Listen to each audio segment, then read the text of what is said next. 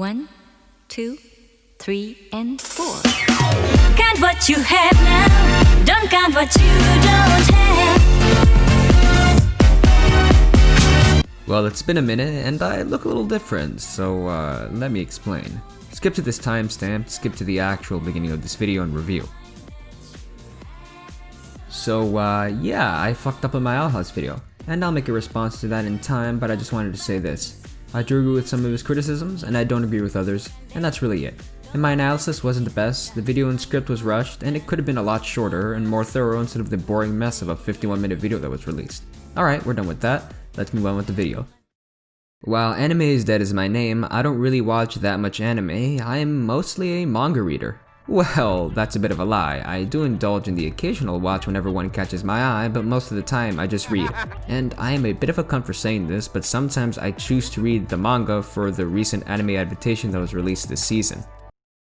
Fuck, wait, let me get to the point. I do this because most of the time, anime adaptations of mangas, well, kinda suck. Now, it's not universal, there are amazing adaptations of course, but of the genre of slice of life or rom-com, they seemingly get the raw end of the stick. And while again not universal, most of these recent slice of life adaptations have been extremely lackluster.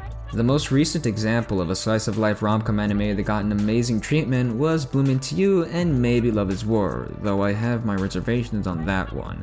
And a bad adaptation that really soured my mood for the season was Sanrio Shoujo. I don't know if we're pronouncing that correctly, but I'm gonna show you a comparison real quick.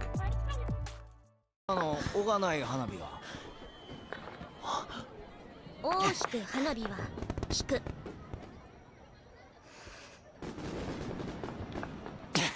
引かない花火は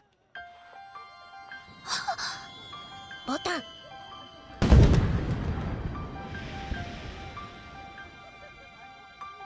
見つけた尾がない花火は大きく花火は引く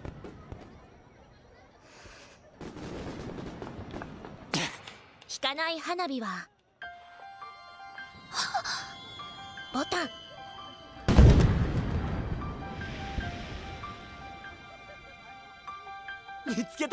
But we're not talking about that, we're talking about, well, by the look of the title, Horimiya. If you're a fan of slice of life and rom-com manga, you definitely have read this more than once or watched the OVA. And rightfully so, this manga not only has an amazing art style, but the story, characters, and drama is pretty fucking good.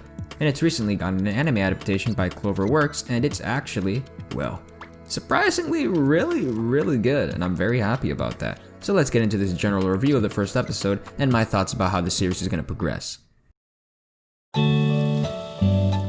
The animation is expressive and perfectly encapsulates the spirit of the manga and doesn't butcher a lot of the amazing scenes. Well, some scenes are a little but overall I consider it pretty above average. Like, I'm not joking, there are some really smooth animation segments. Oh, but let's talk about the facial expressions. Oh man, they are pretty much perfect. They are exactly the same as in the manga, and it's really impressive how well they translate it into motion. The one problem that I have though is not really a problem, but a worry that I have that the animation will be dumbed down bit by bit as the anime keeps airing, which sadly is common practice with a lot of slice of life adaptations. Or I could be wrong and this will stay amazing, but you know, only time will tell.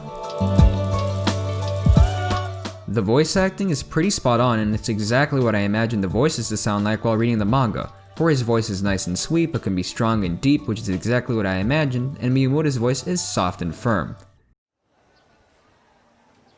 驚いた。何が？堀さんが話しかけてきてくれたこと、昨日のこともあるし、俺はてっきり避けられてるのかと。そんなことしないわよ。そりゃ気まずさは少しあるし、驚きもしたわよ。学校の時と全然違ってたし。でもお互い様だし、私にとっては別に避ける理由にもならない。何照れてんのよ。いや、ちょっと慣れてなくてこういうのむずがゆいというか。ありがとう。I'm legitimately impressed at how well casted the main duo is, and I can say the same thing about Toru and Yuki. Both sound perfect, and even though we don't hear much from them in episode 1, from what I hear, it is exactly the same as in the manga, as in what I imagined. Let's just wait for the rest of the cast to come in the subsequent episodes and see if the quality holds up. Though Yura's voice sounds kinda off, and it honestly kinda sucks.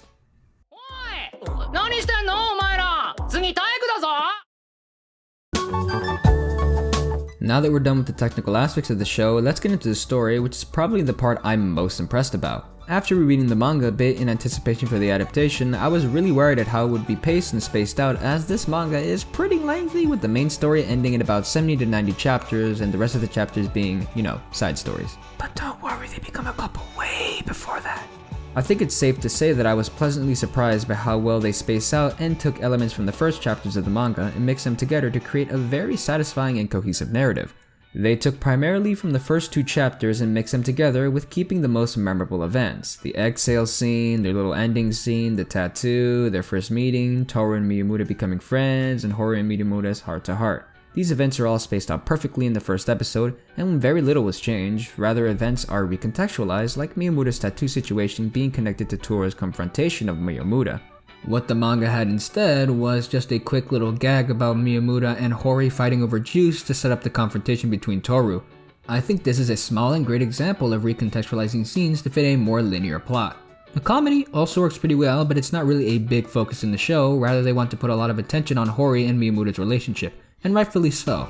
With the 13 episodes they did get, I do believe it is possible to get to the confession chapter and end it there, but I'm worried they're going to cut a lot of filler in between, which might seem like a good thing, but Horimiya, in my opinion, thrives on this type of filler, as in these non-important episodes bring the characters closer together and make the world feel more real and the friendships feel more real. Though, I do have one serious criticism that can be levied towards the manga and the anime, so a little spoiler warning before we begin.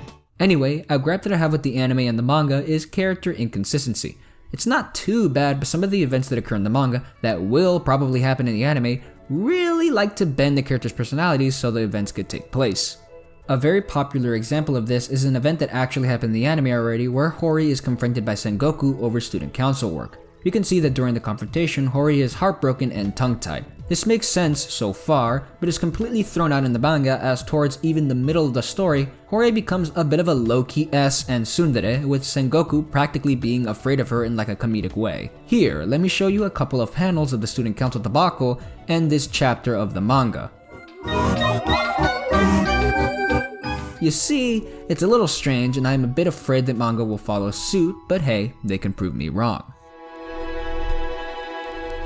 It's refreshing to see a lot of love put into an adaptation of one of my personal favorite mangas, but let's predict on what might happen and how the episodes would be ordered. Spoilers ahead, obviously. So, in the intro's visuals, we do see this character right here, and from the looks of it, it looks like Miyamura after he cut his hair following his confession to Hori. This makes me think that maybe this is a teasing for season 2, that we get a confession in maybe 5 or 6 episodes, which is kind of insane, judging by the characters used in the first episode. They're going to have to cut a lot, and by a lot I mean 10 or 9, which is kind of nuts. Or this is just a scene from the epilogue when the anime ends. Out of all of those little theories, the last one seems to make the most plausible sense, unless they cut out a substantial portion of the first half of the manga, or just mix a bunch of elements from the chapters to hit that sweet 5 or 6 episode threshold. Anyway, that's enough from me. Hope you guys watch the anime and read the manga, as if you only watch the anime, you're going to be missing a lot of what makes Horimiya, and so special to millions and millions of people. Anyway, thanks for watching the video. See ya. Hey! I hope you enjoyed this video. This didn't really take me that long to make. I was just really lazy and I didn't want to make a video for 3 weeks because I spent so long making that Owl House response video that I got kind of tired. Alright, anyway, I'll be making more Owl House videos, cartoon videos, and whatever I want at this point. So, yeah, I'm feeling kind of inspired. So, expect longer videos as well. So, see you guys, or anybody who's watching. Thank you.